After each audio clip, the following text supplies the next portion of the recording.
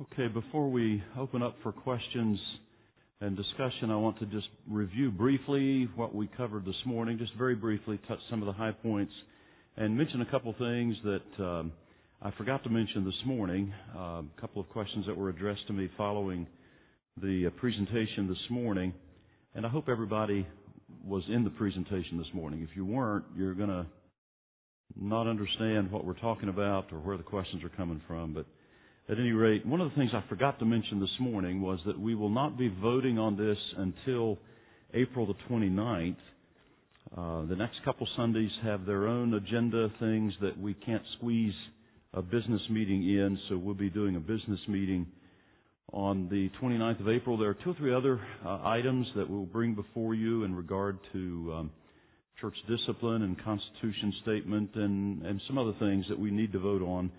So we'll just have a business meeting that Sunday morning. It will be following the same schedule that we did this morning, with 9 o'clock service being devoted to the business meeting, the 10:30 service being devoted to the worship. Also, one thing I forgot to mention this morning was that we do not anticipate beginning the new schedule where Sunday evening is discontinued until May 27th. So I think some folks mentioned this morning they thought they were going to be needing to make adjustments right away. We would not anticipate starting till May 27th. And the reason for that is we do want various ministries that may be affected by this to have plenty of time to make their plans and determine how they're going to accommodate their ministry. Let me just highlight for you again the motivation for this presentation, the recommendation initiated by me. It's one of 4 initiatives that I've been asking the Lord to help me to complete before I retire. I won't go back through those, but that was the context that we talked about this morning of this being presented. This is not being driven by anyone else. Nobody forced this on me or asked me to do it. This was totally my initiative, just as those other 3 initiatives have been, and the reason why it's coming before us. We gave a little bit of a history of the Sunday evening service, and I mentioned in that the first discussion of discontinuing the Sunday night service happened 11 years ago in a what we used to call deacons retreat, we call leadership retreat. We spent a whole weekend talking about the possibility of starting small groups. And at that time, we were going to drop other discipleship efforts like ABFs and Sunday evening service in order to do the small groups. Felt that was too drastic a change at the time, and so we backed away from that. We also made another recommendation on the Sunday night service in 2010 when I came back from ABC, transitioned it to a different kind of service, and as I mentioned this morning, after about a year, I opted to go back to a preaching service just to escape the conflict that was coming from that. And as I mentioned this morning, that was not a good motivation for me at all, and really ended up putting us in the position we're in now. So that's the reason I consider this unfinished business on my part. Let me say one other thing about the history of the Sunday evening service, and that's this. I love the Sunday evening service. It's not because of any dislike of this service that I would want to recommend discontinuing. I love it. I love every opportunity I get to preach anyway. But I love this service because it reminds me of my beginning days in ministry in the 1970s at Needham's Grove. There was no PowerPoint back then. There were no screens. We just got together every service and we sang old hymns and we made a few announcements and took an offering and preached. And it just reminds me of the old days. But I've come to realize in my own life, and didn't come to realize, I've always realized this, you don't build a church on nostalgia. And so what has to drive these kind of decisions is the future, not the past. And as much as I love this service because it reminds me of my past, that's not enough to build a church on. And if there are initiatives like we talked about this morning that can reach the next generation, then those need to take priority. Let me just remind you, just by way of outline, I'm not going to touch on them at all. The reasons for discontinuing the Sunday evening service, as I mentioned this morning, the difficulty in staffing the ministries that support the Sunday evening service and allow it to happen, decreasing attendance, the demands on the senior pastor, the duplication of ministries and the dynamic of cultural shifts. And the cultural shifts I mentioned this morning were the shifts with young families, with churches, with younger generations. Those are the shifts that we need to take into account. I mentioned also this morning other ministries that would possibly be affected or would be affected. Some of them just very minimally because they really don't tie closely to our Sunday evening service. But I did mention some other ministries, and we talked about plans for accommodating those ministries. Just one other thing I wanted to say about that, and that is, I mentioned when we talked about teachers' meetings, our Bible fellowship teachers meet pretty much quarterly at 4:30 on Sunday afternoon. I mentioned that I had talked with Kathy Hawks, and she had a plan for changing those meetings that she was actually quite excited about, but I never mentioned what the plan was, so let me mention that. 2 times a year we have business meetings, January and July. We have two times we have a business meeting. And her plan is, on those Sundays, what we do is we have a combined service at 10:30, and all the Bible fellowships meet at 9:15. Her plan is to cancel Bible fellowships on those days when we have business meetings and instead have a teachers' meeting at 9:15 on those 2 Sundays. On the other quarters, spring and fall, she intends to put out a newsletter to Bible fellowship teachers that will take the place of information that's communicated in a meeting and so forth. So she's actually pretty excited about that way of changing things up there. I think that's all I need to say that I felt like I didn't get said this morning. So I'm just going to open it up for questions. If you have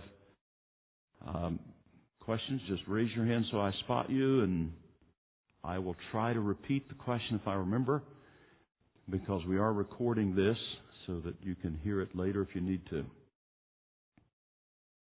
Yes, Bill?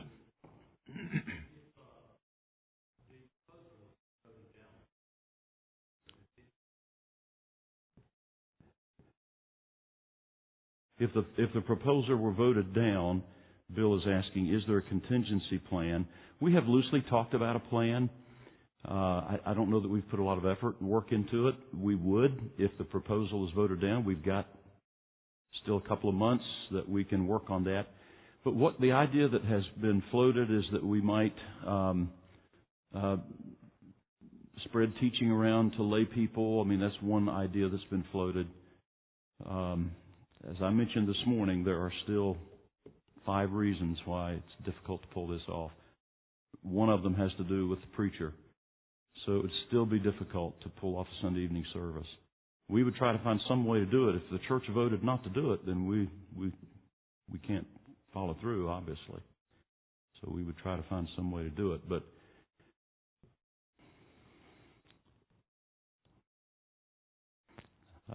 I would hate to see us do that, to be honest. I mean, I'm just going to be honest. I was honest this morning. I left it all on the field this morning. I didn't hold anything back. So I'll just be honest now. If we don't vote to follow the leadership of the deacons and pastors on this, as I said this morning, I fear for what we're doing to our church for the future. And just what we are saying to our next generation of leaders about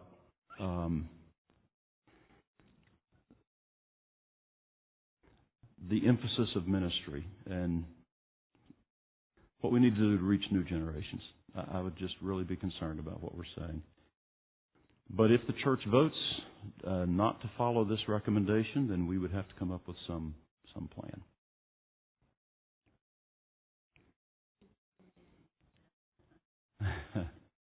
Could do DMAs on Sunday nights. Well, I've already suggested every other day of the week, so we might as well do it. Try it Sunday night, you know. Okay? It's a good question, Bill. It's one that we need to give some thought to. Tommy?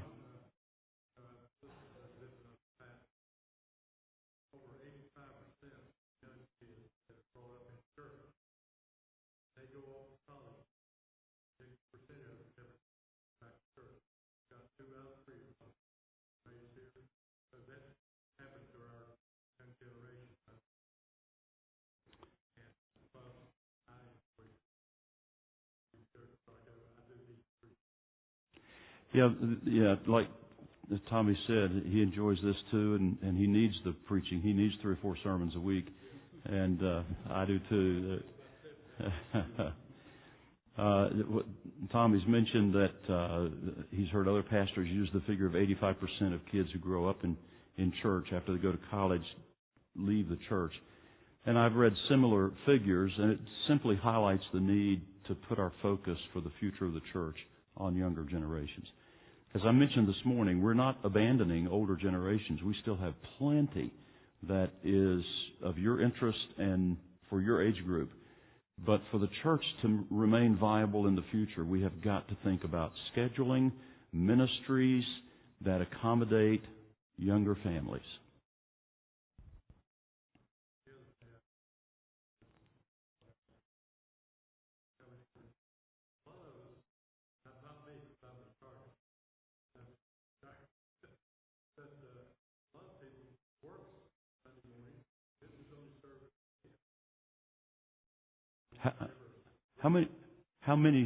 How many work on Sunday morning, and this is the only service?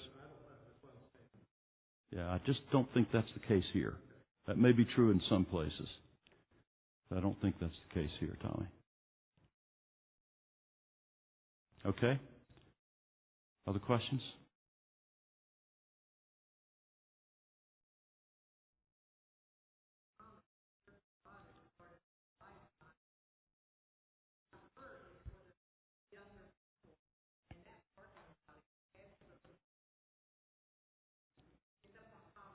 Yeah.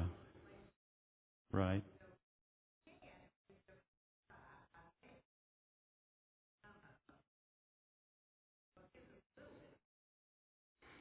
Well, it will have to be a different model of ministry than we have. And yes, there are ways. I mean, nationwide, there are ways. And our leadership understands that. We understand what is needed to meet the needs of the next generation. It's just that we're not positioning ourselves to do that. But yeah, Lifeline has attracted a lot of young families. The iHeart Church in Beckley, which has grown to over 3 years to 1,200 people, uses a very contemporary approach to ministry. They're going to be planting a church in Princeton. And when I said this morning that if we don't do something to reach younger generations, we will lose them to other churches, those are the two I was talking about. And neither one of them has the kind of theology that we would agree with.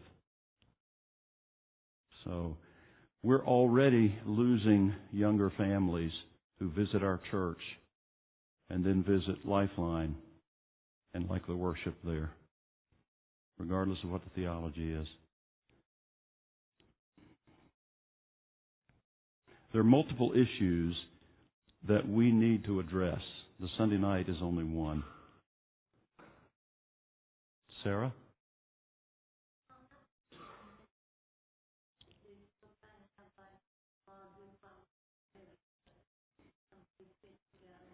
Sarah's asking, what about Wednesdays? Are we still going to have the small groups, the ladies' Bible study, the target ministries, and so forth? Yes, all of that will continue just as it is.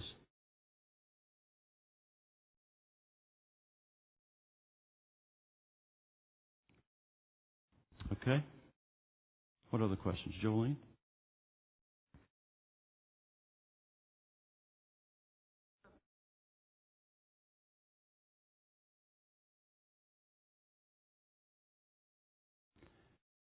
That's not for me to answer.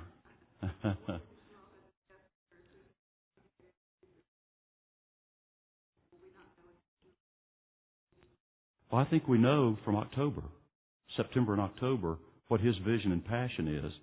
And all of that was put on hold to wait until Dan can entrench himself firmly in leadership and gain the confidence of the people. And Dan himself has said, and I shouldn't be answering this question for Dan, but since I've got the mic and it's being recorded, I think I know how he would answer it. Dan himself has said, it may not look exactly like what we presented back in September and October, but I think if we heard those presentations that Dan and I both made, we know where his heart is. His heart is to reach our community by penetrating this community with evangelism and service ministries. But I can't really answer as to when that will be articulated and in what form it will come. That's up to Dan, between him and the Lord, and along with our leadership here. But I think I can say this with confidence.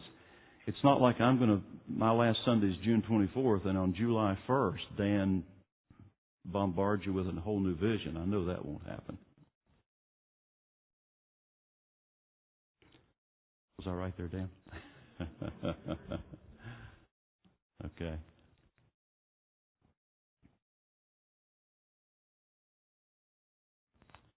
Jimmy.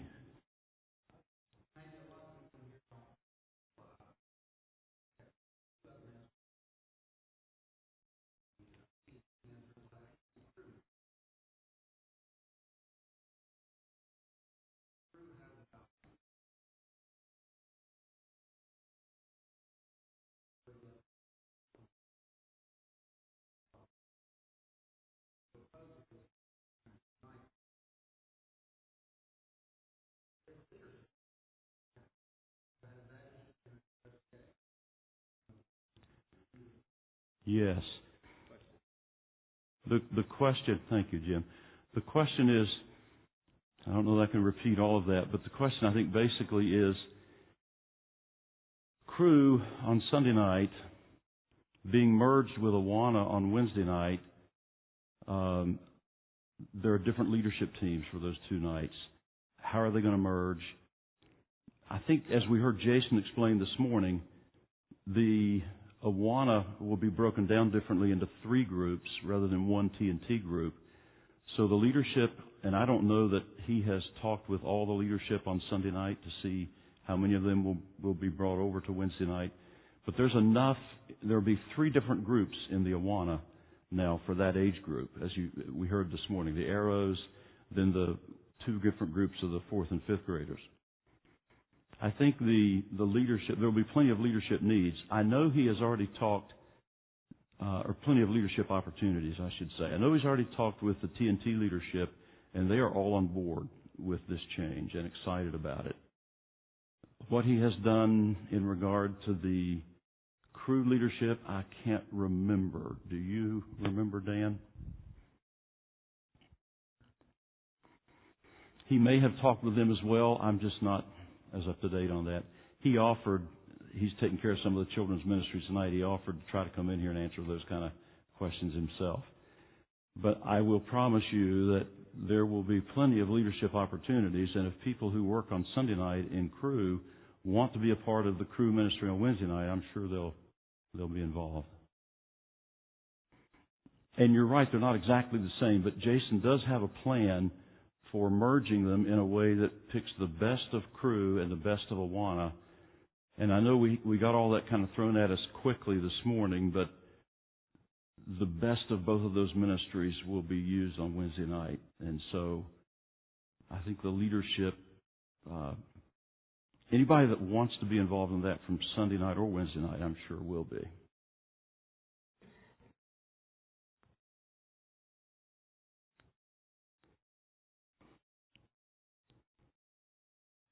Okay? Other questions?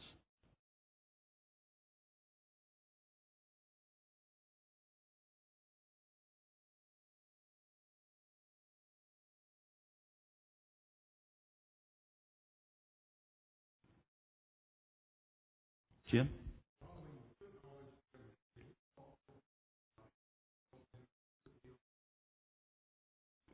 Some of the adult ministries that what?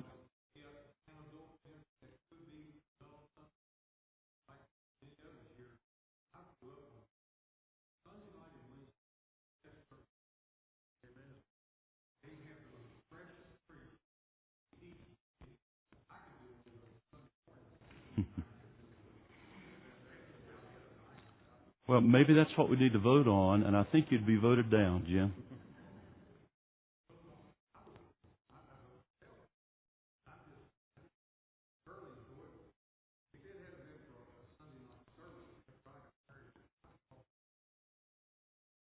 And we're talking how many years ago? Mm-hmm. Yeah. I understand what Sunday night services used to be. I understand that. I was pastoring in 1973. I understand those days. And even before that, I was very much a part of Sunday night services as well. It is not that way today. Now, I agree. Sunday night, Wednesday night, I love those services too, as I just said. I think I made a case this morning for how the whole church dynamic has changed. And given the big picture, everything that's taking place, I still think this is the right recommendation. I know Sunday night service has a lot of special memory for many of us. Looking ahead, looking to the future, how best to tool the church to do what's needed in the future. I don't think it plays the same role it did 30 or 40 years ago.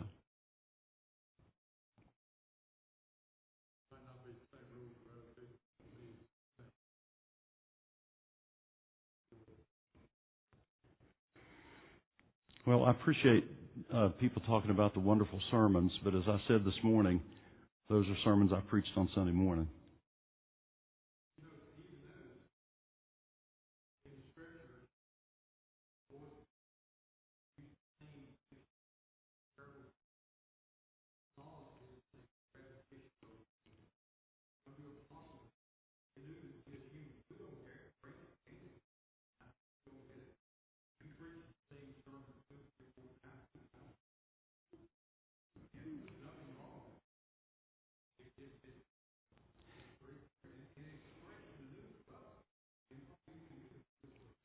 I certainly understand that, but that still does not touch on all the other reasons why Sunday night service is not effective. Regardless of the sermons, that's not really the key issue. There were 5 reasons we gave this morning and expanded on. And it's not really about the sermons.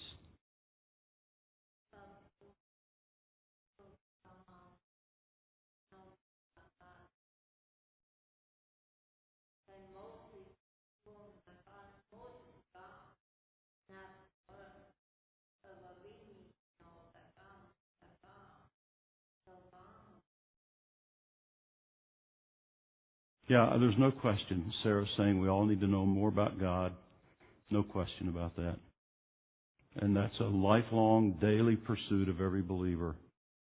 It does not require one service a week to make that happen.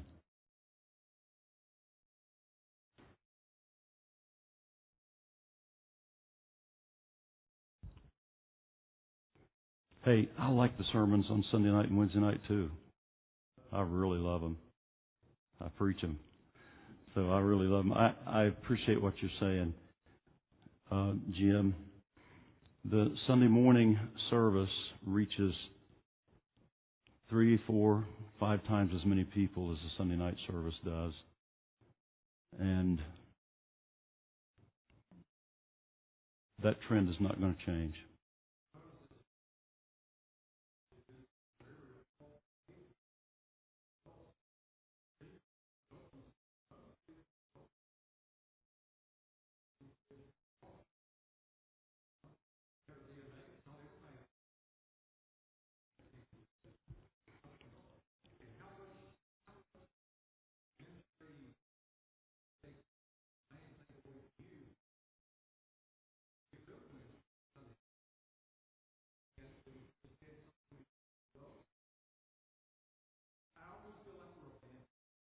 Abandoned?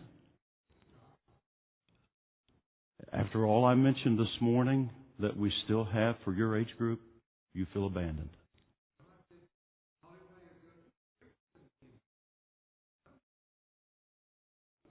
Mm-hmm.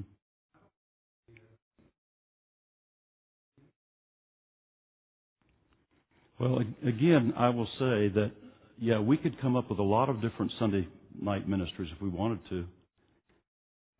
That would mean all 5 of the issues that I mentioned this morning that are difficult to keep up with now would be that much more difficult. And again,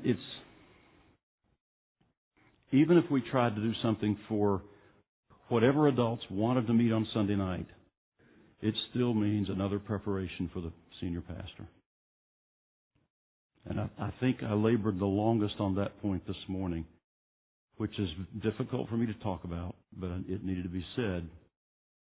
Regardless of... Let me back up. Yeah, we could plan something for whoever wants to be here on Sunday night. That's what we're doing now. It still means the senior pastor has to prepare another message.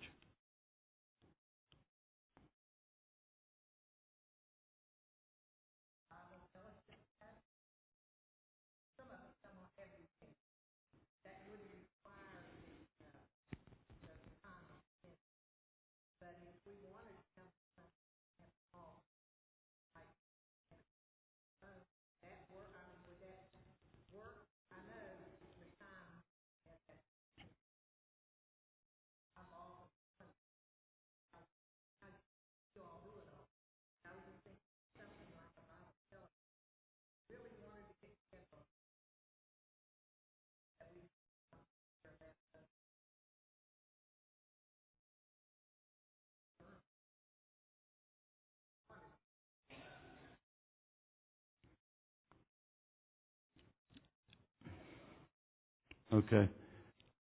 Statement is made, if adults want to get together on Sunday night, have something like a small group or a Bible fellowship, why couldn't they have their own leader do that? It's kind of the model we presented back in September. Moving more towards small groups with whatever adults,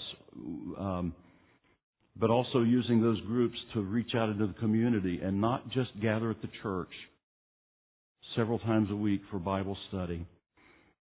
Part of the focus I think that we'll see in the future is more moving into the community and not so much emphasis on 3, 4, 5 times a week gathering here at the church to study the Bible. We will always have multiple times a week where we study the Bible. But the emphasis for the future to reach our community better, and excuse me, has anybody got some water? I'm drying up. I've got cotton mouth. Thank you, Dan. The real emphasis for the future needs to be on moving out into the community. And we would like to use small groups to do that at some point. Now, again, that's not being proposed right now. This is a first step toward opening up the schedule to where we could do that. And any adult ministry that operates on a Sunday night is going to take pastoral oversight.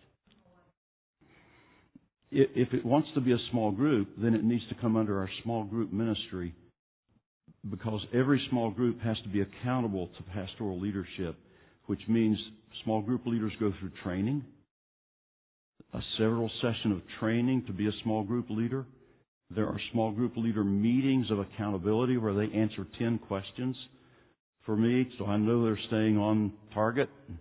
Everything is okay doctrinally, and they're not getting off into tongues and all those kind of things. So even starting something else like that for adults on a Sunday night is going to require pastoral oversight. And so why do we want to keep adding more things rather than focusing better on things that will help us in the community? That's really, I guess, the whole point. Thank you.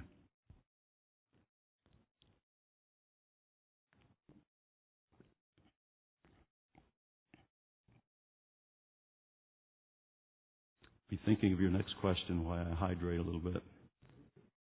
This is another reason why it's difficult for a senior pastor. My voice is almost gone on Sunday nights if I preach hard 2 times on Sunday morning. So, but part of that's my age.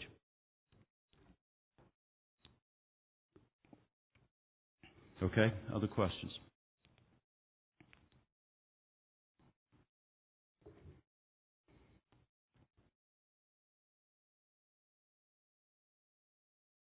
Yes, Greg?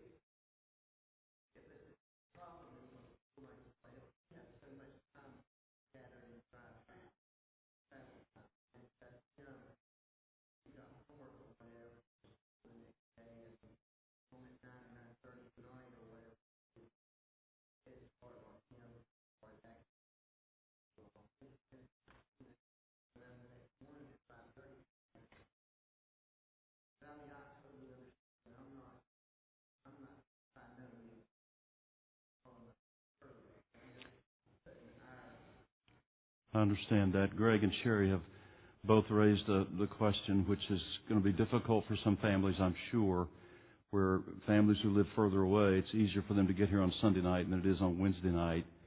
And for those who have children and young people in children or youth ministries, they're depending on being able to be in those on Sunday nights. It'll be harder on Wednesday nights because of distance where you live or work schedules or so forth.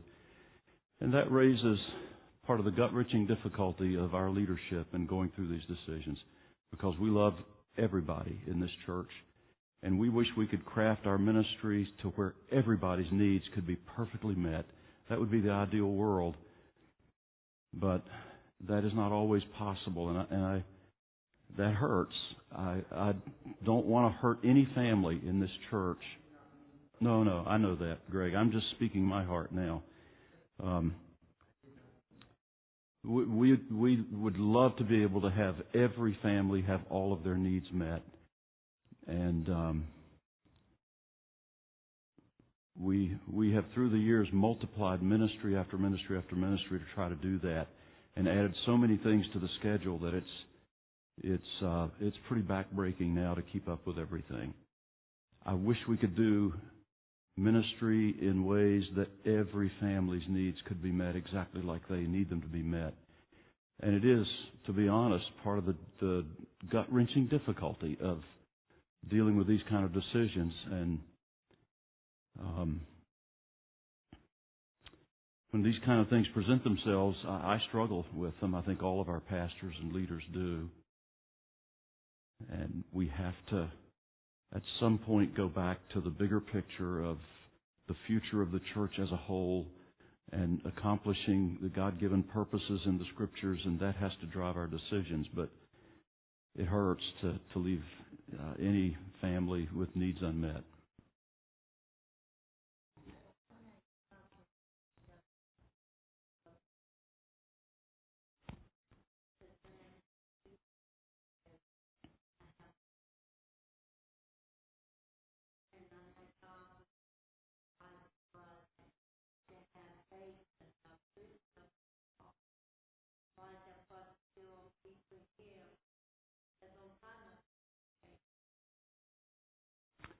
And I appreciate that, Sarah. Sarah's thanking God for all of those who serve in the different ministries and leadership to make all the ministries possible. And I certainly appreciate that, and those who drive the vans and do so many things to help us carry out everything we do.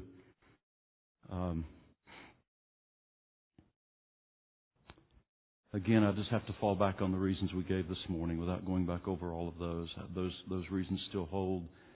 No schedule that we have is going to fit every family. I'm sure there are families who would say the same thing about Sunday morning or Wednesday or Sunday night or Wednesday night, that those particular time frames are difficult for them. And I wish we could craft ministry to where every family's needs are met perfectly. Really do. Bob?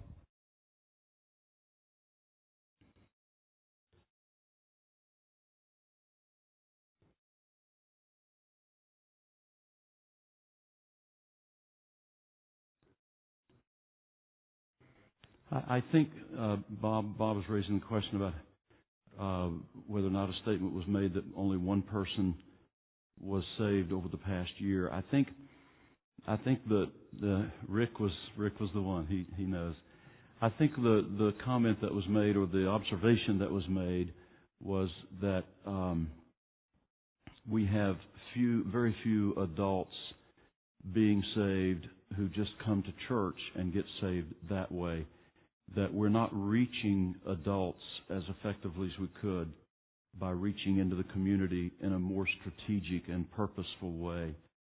I think we have seen a few adults make professions of faith over the past couple of years, but some of those were, I think Rick is the example of someone who was invited to church, heard a message, and responded and came to Christ.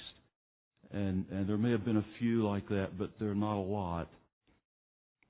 That doesn't happen as frequently as it did back in the 70s, 60s and 70s. And I've been told it's because of me, not by any of you, but I've been told that I don't have the kind of ministry that the preaching that does that. But I started in 1973, and I used to see a lot more people walk the aisles, even under my preaching, believe it or not, than I see today.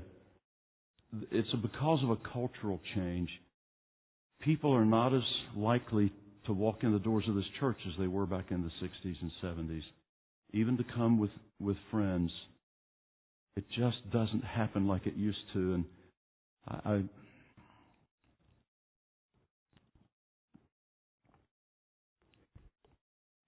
don't know how to explain that well enough, possibly, but anyone who's in pastoral ministry knows the cultural shift that's taken place with people that just do not walk into church and come to special meetings and so forth like they used to. I was asked yesterday to come to a church next April and do a revival meeting, and immediately the pastor started apologizing to me. He said, "We won't have anybody here on Monday and Tuesday night. We'll have our church people here on Sunday night and Wednesday night." And, it's a far cry from the way it used to be in the early days of this church. And I do agree that a lot of it was Preacher Jimmy's evangelistic passion, no question. But people came to revival meetings in those days. The last revival meeting we had here was in 2003, and the preacher was Jimmy Jones. The 50th anniversary of his preaching on Mother's Day, we had him for a revival meeting starting that Sunday and through Wednesday night, and we couldn't even get our own church people out on Monday and Tuesday nights, much less the lost. And there was no one that responded in that meeting. That's just a fact of life in these days. And the point that was being made by the example that was used is I thank God for every Rick Cutlip who comes to church and hears the gospel, gets under conviction, and comes to Christ.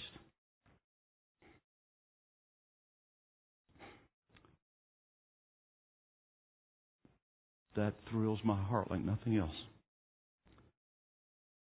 But our culture is such today, that doesn't happen like it used to.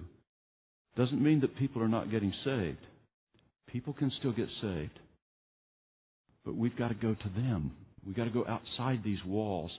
And a part of the whole philosophy that we're trying to at least begin to institute is that sometimes requires that we not do as much group meeting at the church for believers only, and that we take some of the precious time that we have and invest it in our community and reaching out to the lost where they are, having them in our homes, going across the neighborhood fence and talking to them about Christ. That's the way people come to Christ today. And the churches who are following the kind of model that we've talked about are the churches that are seeing multitudes of people come to Christ. And we're only recommending one small change in dropping one time a week that we meet together in the church building, so that at least time is freed up for leadership to begin strategizing and planning. What does it look like for us to be more invested in the community? That's really the heart of what we're saying. And I understand how much we enjoy the Sunday night preaching and the Wednesday night preaching, and I'm grateful for that, and I appreciate that. And I understand how much we as adults want to get together and study the Bible together.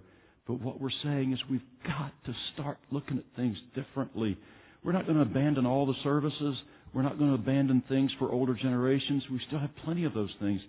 But we have got to think about meeting the needs of people where they are. And this is just one small step toward that. At least allowing our schedule to be such as a church that we can focus more attention that way. And that's really what this is about.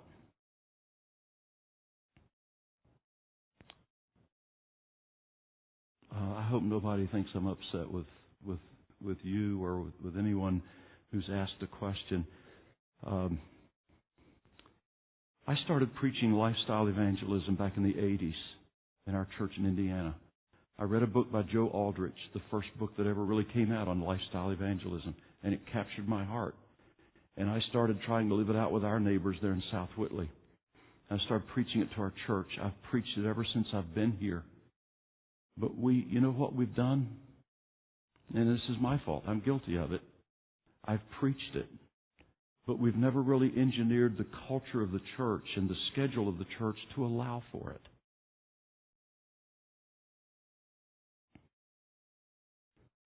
So it's one thing to say it from the pulpit. It's another thing to say we've got to organize some things to be more strategic in getting out into our community and reaching the lost where they are. And that's where I think we have failed.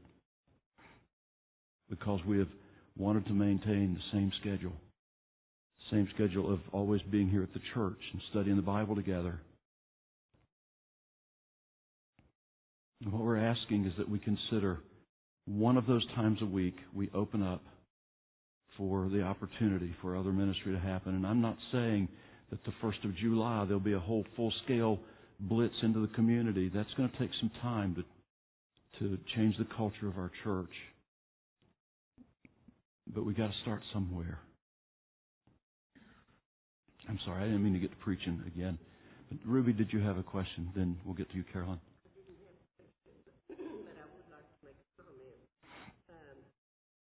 Most of those who attend on Sunday night are of my generation, older people.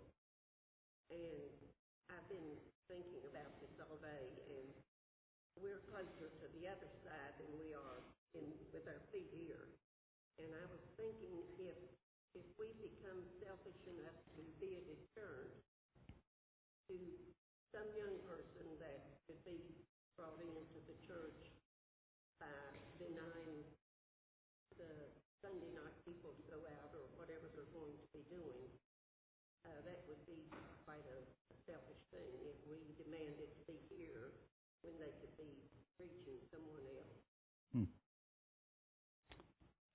Thank you, Ruby. Ruby is basically stating that most of us here on Sunday nights are, I don't think you used this expression, but we have one foot in the grave, kind of.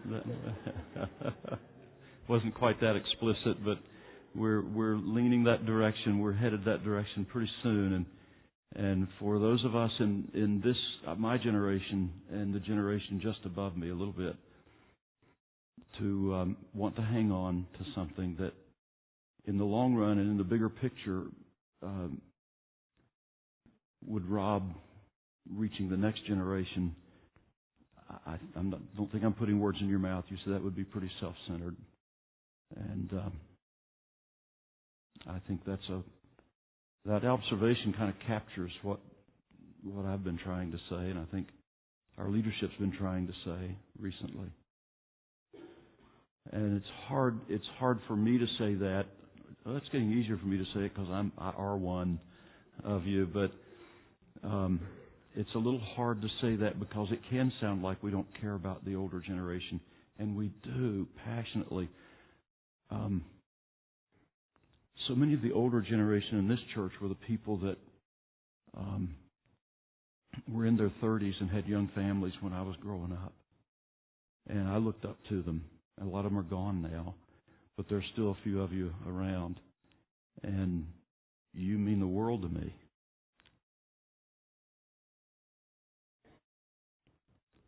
I would never want to do anything to hurt older people, neither would Dan. So it really has to do with the bigger picture of being more strategic about outreach. And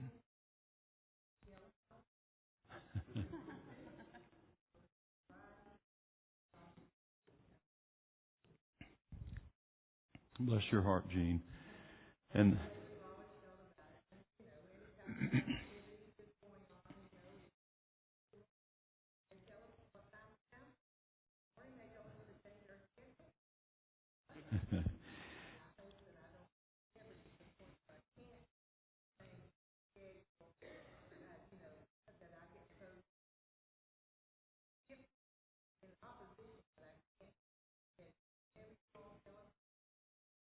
okay, we'll be sure to tell you.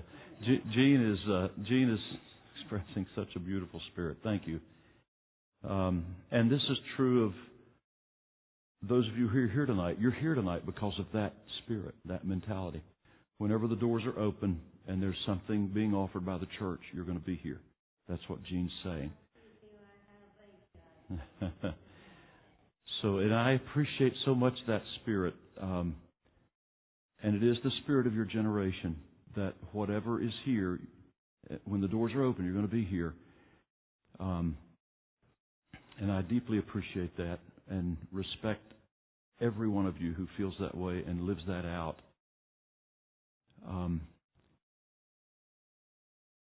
What I would say to kind of add on to that is while we deeply appreciate and value that and love that, ministry is not all about when the doors are open here we come. I'm grateful that we're faithful with that. But ministry is also about reaching the needs of people out there. And we've got to be doing that as well. And I know a lot of you are doing that. That's not what I'm saying.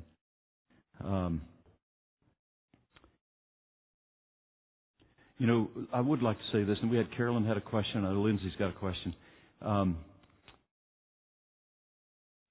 Sometimes I think those of us of our generation, we look around on Sunday night and we say, where are all the young couples? Where are all the young families? And, why don't they join us spiritual ones? And maybe you're not saying that, but I think it might be easy to think that. Pardon me? Exactly. It's what I was going to say. The younger generation in our church are the ones who are running the youth ministry and the children's ministries on Sunday night. They're running the Awana ministries on Wednesday night. They're involved in lots of other ministries in our church, and their plate is full of serving opportunities. So the one time in the week where they can have some family time, they're going to take that, and I would say go to it. Go for it. Do that. Because they're faithful too. It may not look exactly the same as being here 3 services a week in the church, in the auditorium, but they are also faithful because they're involved in so many other things that are happening in other parts of the building. So with that said, let me take Carolyn's question because she had her hand up first, and then we'll go to Lindsay.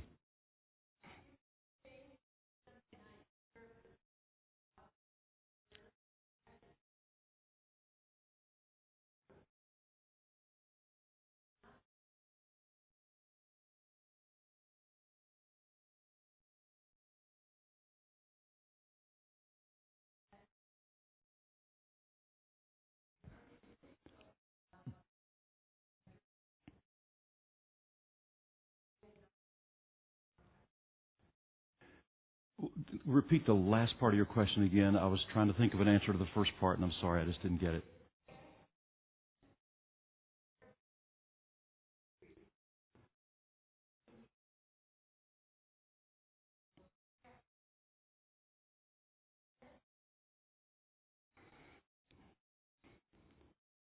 Okay, let me go back to the first part of the question about if we put something in the place of Sunday night service, but we have community outreach, does that add more to the pastors? Yes and no. It will add some work to the pastors. Let's say, for instance, and again, now we're speculating on what might happen in the future, and I'm not sure I can really speak to that intelligently because I don't know what will happen 2 years from now. But if, for instance, there is an emphasis on small groups or community groups, that will add a little bit of work to the pastors, yeah, but that work will be the kind of time frame that was taken up with putting on a Sunday night service. So doing away with the Sunday night service allows the time to be channeled to other areas. And yeah, we're all busy, but I don't want to camp on that too much. I felt like I said too much about that this morning. You're all busy, aren't you? Most of you who work outside work 55 hours a week or 60 hours a week. I mean, we don't mind working those kind of hours, but we can't add another 10 hours a week to do the community outreach on top of what we're doing now. That's the issue. If we can replace, I think Dan and Jim and Jason and James would all say, I signed up for this 55, 60 hours a week. I just can't do 70 to make that transition. So I think it's a trade-off. Yeah, they'll still be busy, but that's okay. And we all understand that. We signed up for that. So that's okay. The second part, have we thought about adding pastoral staff? We don't feel like we're in a position to do that financially because of the size of the church. Now, if we become more invested in the community and we start seeing lots of people getting saved and the church grows, then yeah, that's a reality. That can be addressed. Okay, Lindsay, you had a question or comment?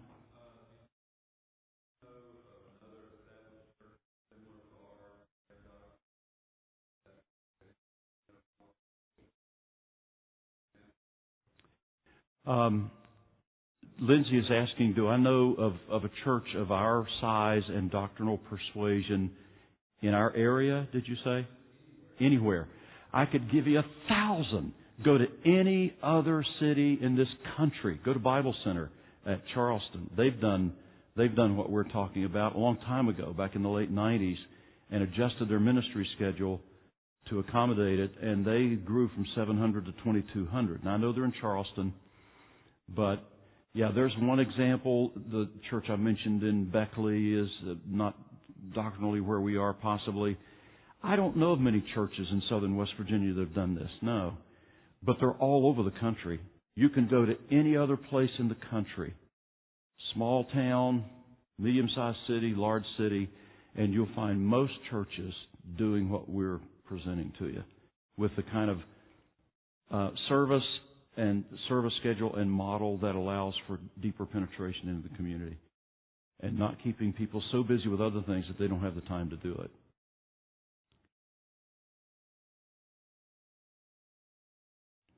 Yes.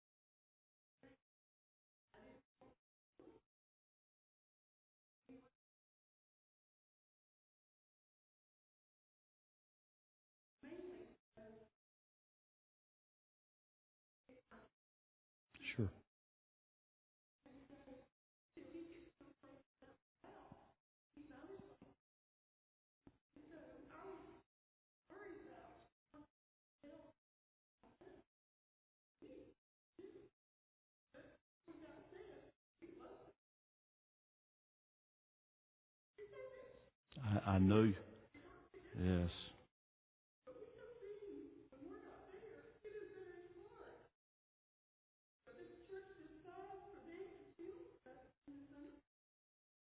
Yes.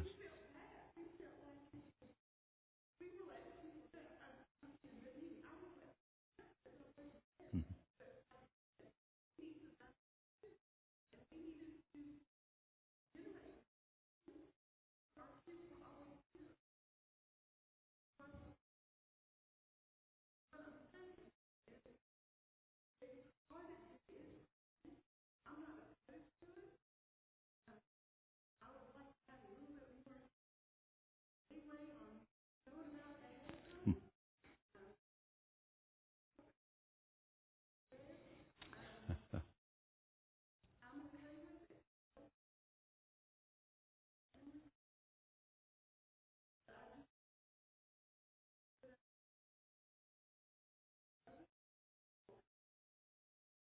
I agree.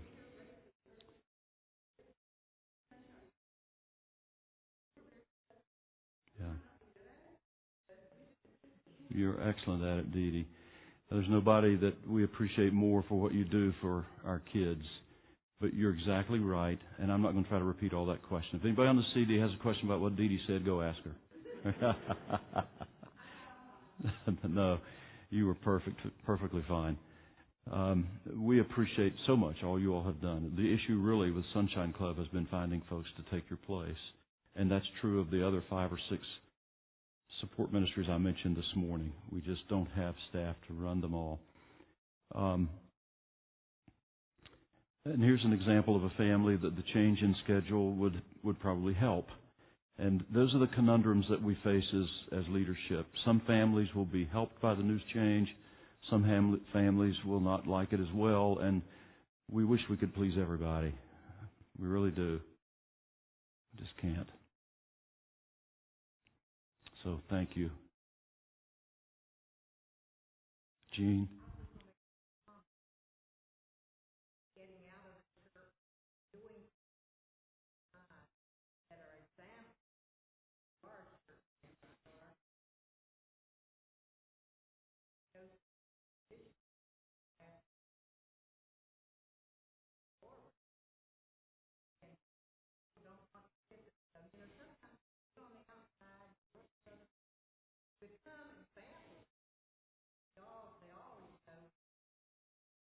Mm-hmm. Yes.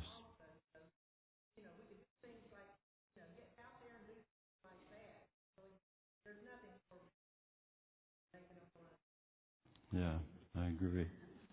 I agree. And so the opportunity, Walnut and cheese. Now you're making me hungry. You better stop. There's nothing more rewarding than getting out and serving like that. And I respect and admire your class. Is it the Early Morning Disciples? Is that the name of it? Joy in the Morning, yeah. The other one is Early Morning Disciples. I appreciate your class for modeling that involvement with Bluefield Union Mission. And there are other ministries in our church that do those kinds of service opportunities as well. And I believe, if I understand the heartbeat of our young leadership, the future will hold more of those things church-wide, and not just with already established ministries, but getting into the homes and the lives of unsaved people in our neighborhoods and reaching them with the gospel where they are. So there are lots of opportunities like that are awaiting us, and we must seize them. I still have Lindsay's question on my mind. I wish I could give you, I could give you a lot of names of churches, Forest Hill and Charlotte, all kinds of churches in other parts of the United States, Triad Baptist in Kernersville. There's so many others, Independent Bible in Martinsburg. You can just go down to almost every place in the United States and find churches that are doing it the way we're beginning to talk about. And I think if you know the literature, you read the literature, you see the things that we pastors see all the time, those are the churches that are reaching people and are growing. Okay, it's almost 7:15. The young people have already come in. Tommy, I'm going to take your question. Then if anybody else has a burning question, I'll take it, but otherwise we're going to have to stop.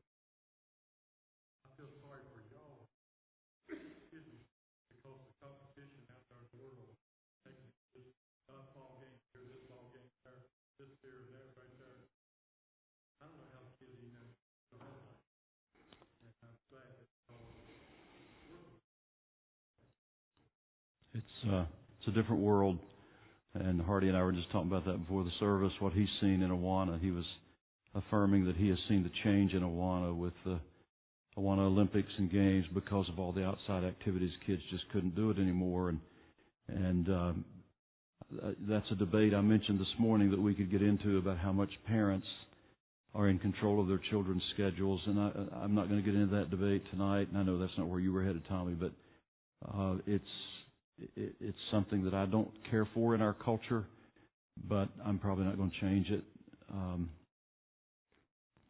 Each individual family has to deal with that, but it does affect the church. Sure does.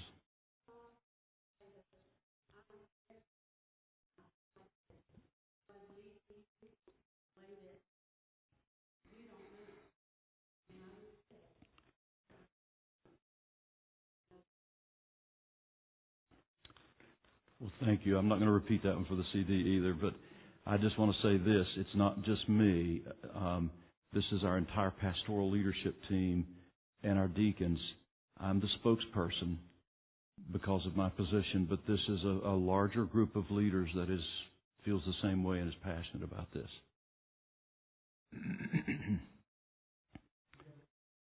Yes, sir, Paul.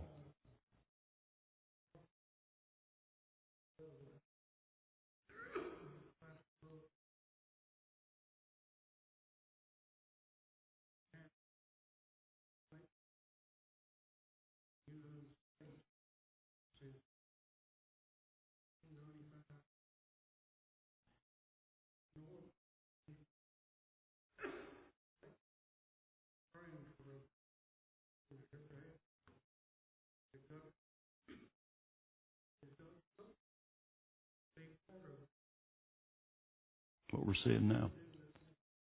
Yeah. Paul's referencing a book on revivals throughout history. He had mentioned to me his interest in that topic, and I got a book for him that I had used in a research paper for a class in my doctoral program on revivals and awakenings in America. And that traces revivals all the way from biblical times up through church history into the United States history. And Paul's heart, he's been talking with me about that. His heart has been captured by that book and the subject of revivals and awakenings. And I think what I hear you saying, Paul, is we need another revival and awakening, and we need to be asking God to grant that. Obviously, that's the only way the church, any church or community or nation is going to be revitalized. And I trust that we are seeking God's face for that very thing.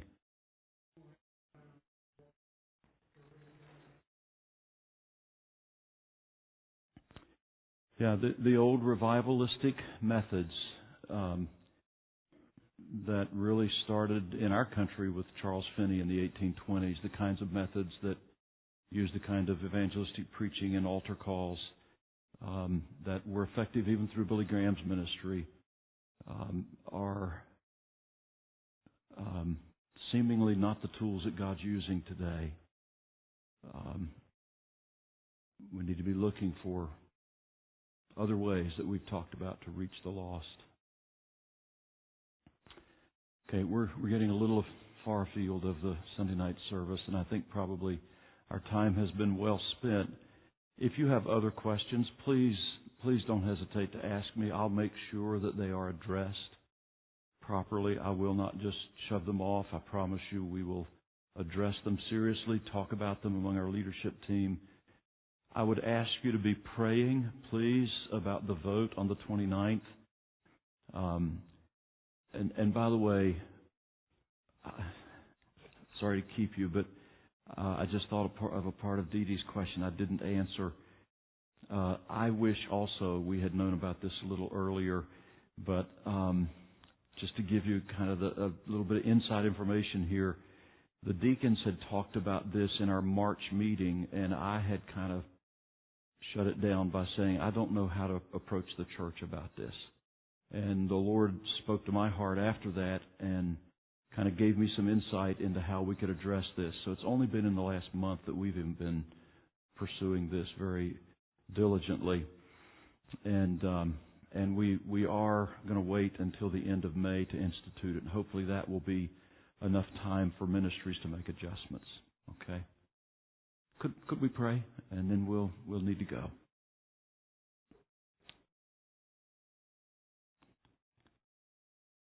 Father, thank you for all of these folks here tonight. They've come out because they're interested in our church. They love our church.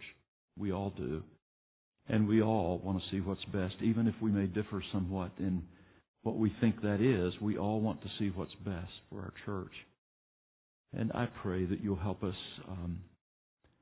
to pull together to find out what that is, what the best road ahead is for our church. I pray that you'd give our pastors and deacons wisdom. Thank you for the input we've had from the congregation this evening. And we want to do the right thing, Lord. We want to do the right thing for the lost, and we want to do the right thing for our own church people. We want to do the right thing for the ultimate blessing of this church. And I know, Lord, it can sound like sometimes that dropping something is not healthy, but pruning of a vine is always healthy if it produces more fruit. And so I pray that you'd help us to take that big picture perspective on what the end result can and should be. Give us wisdom, we ask in Jesus' name. Amen.